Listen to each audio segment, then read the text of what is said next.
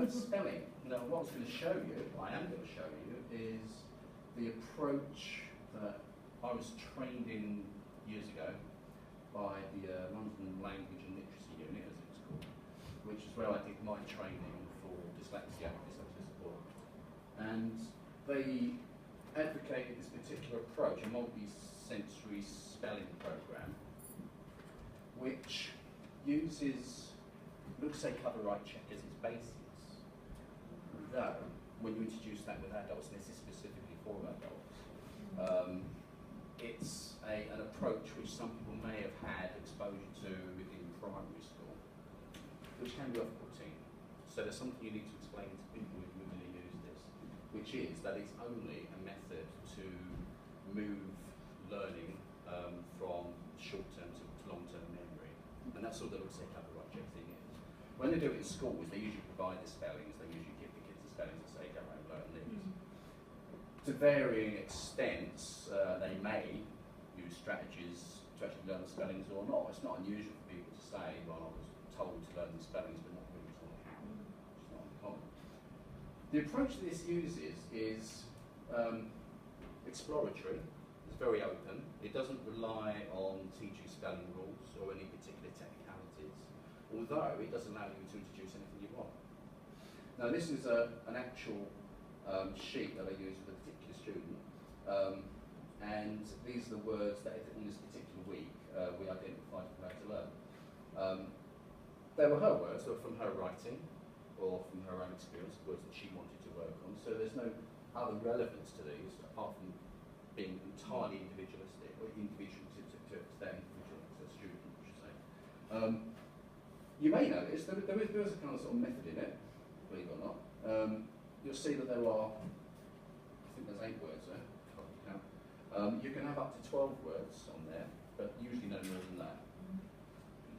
You don't work on any more than 3 patterns at a time, because that's a bit overload otherwise. So there are actually 3 patterns here that we worked on. And there are only 3 words that she actually identified. So from one word, you can work on several other words by generalising the pattern. So for this one, as you can see, the actual word I think she wanted to learn was believe. Now, what she was having difficulty with, and this is the crux of it, is to identify what part of it, what is it about this word that you find difficult? Because often, when people say they can't misspell a word, it's not the whole word, it's a particular element or their elements that they find difficult. So that's quite reassuring in a way, in that you can sort of show a student, an individual, that actually they're getting it mostly right, but there's this bit that they're confused by. And this kind of combination, like IE, is the classic one in English, E before I, before it, etc. And with sort of vowel sounds in general, is an area where a lot of people find confusion. If you think of A, E, I, O, U, we don't use our lips or our teeth to form those words, you know, sorry, those particular sounds. The vowels are sort of soft sounds, and are horribly confusable, especially if you're dyslexic. They all sound much the same. So that's a common area. So we identified that, and you can see it was quite straightforward. She was finding IE difficult, so we looked for an element that was common to other words and focused on that pattern. And of course, we identified that there was a word in there, which is the word lie, which she could spell already. What she hadn't appreciated was that that word existed within other words and that you could use that as a pattern. And that is really the essential approach. It seems so simple, and it is. But it's a way of exploring what may be wrong with spelling for an individual with a particular word, and then generalising that to other words. So they don't just learn to learn one word, they learn how to apply patterns to other words. If you generalise it in that way, then you're empowering that individual to approach language and look for patterns and then apply patterns when they're spelling and they're reading, hopefully to improve their experience of learning English, spelling and reading generally. If you look at the next one, this one really started with the idea of word families. It's one of the principles you can use, that there'll be an element which is common to a family of words. So you start applying prefixes, suffixes to build words up. I'm sure English teachers here you know all about that. So it kind of uses an element of that, and you can do that. You can actually do it by looking at a root word, whether it's an actual Latin root word or just a sort of a root element within a word, and doing the usual thing you might do with prefixes, suffixes, etc.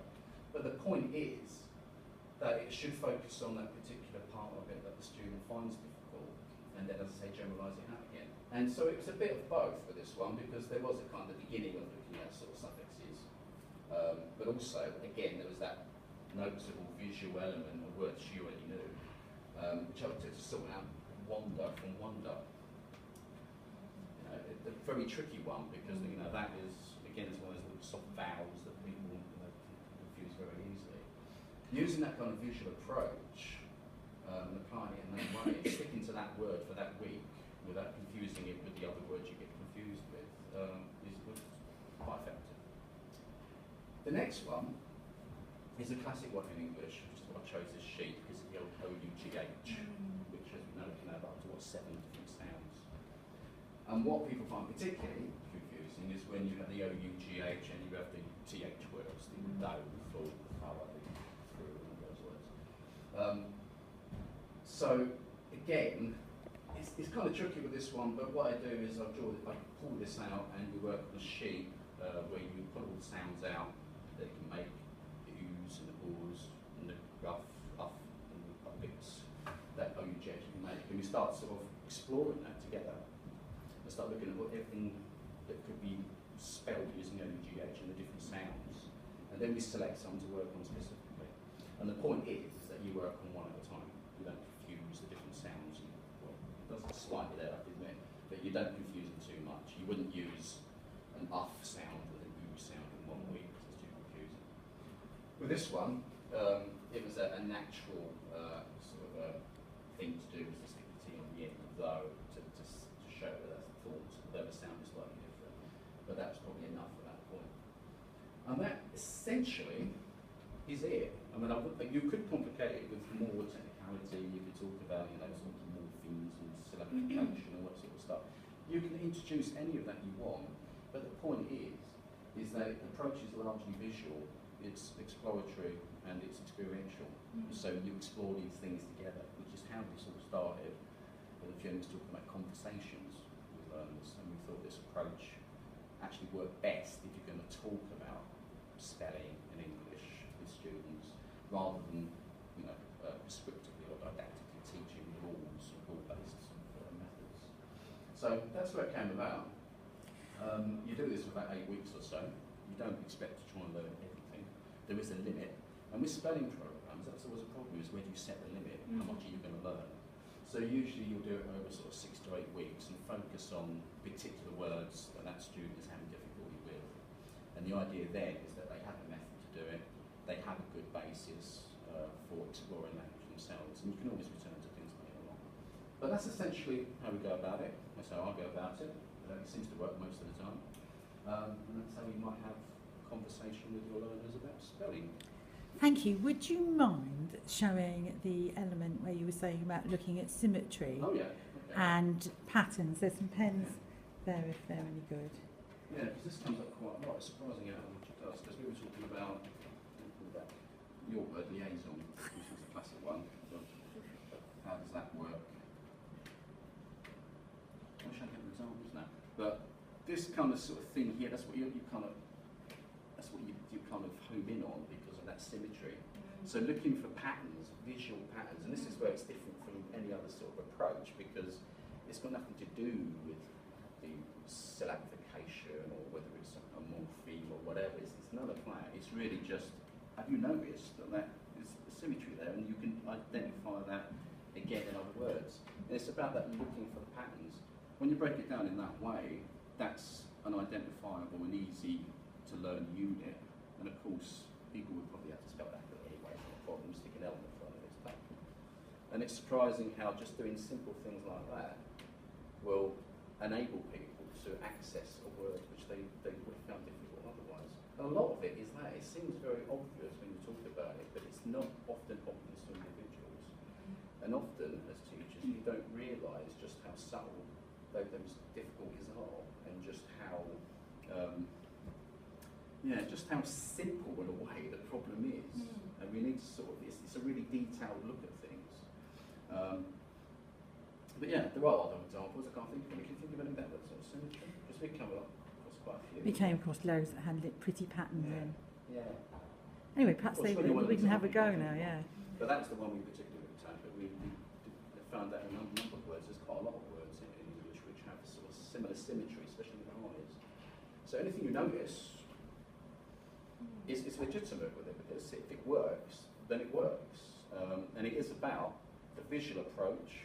There is a multi-sensory part to it, because there is the saying part of this as well, where the individual is meant to actually spell the word out, say the word, maybe even deliberately mispronounce or exaggerate the pronunciation of a word in order to engrave it. I don't know you do with that. But you might say be live sounds odd, but if that helps them to remember it, that's fine. It sounds odd. People might think, well, are they going to go around talking like this? But maybe don't. You know, it doesn't seem to work. No, it's like the Wednesday thing. Exactly. You know, every child. Fussiness. Yeah, absolutely. But if it works, yeah, it works. Yeah. Brilliant. So yeah. Okay. Stuff. Thank you. Right.